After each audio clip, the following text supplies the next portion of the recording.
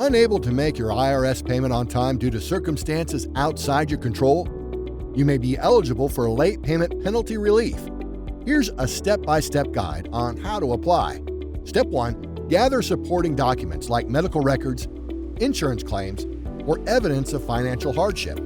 Step 2. Have your IRS notice and penalty details ready. Step 3. Download and complete IRS Form 843 to request a penalty waiver. Step 4. Send your completed form and supporting documents to the IRS. Use certified mail or e-file with a provider that offers this service. Step 5. Follow up. Check in with the IRS if you don't hear back after a few weeks. Remember, it can take time for the IRS to review your case, so stay calm and keep all correspondence for your records. Review your IRS notice and file your relief right away if your penalty is eligible. Like the video? Click the button and share, and subscribe to our channel to never miss an update.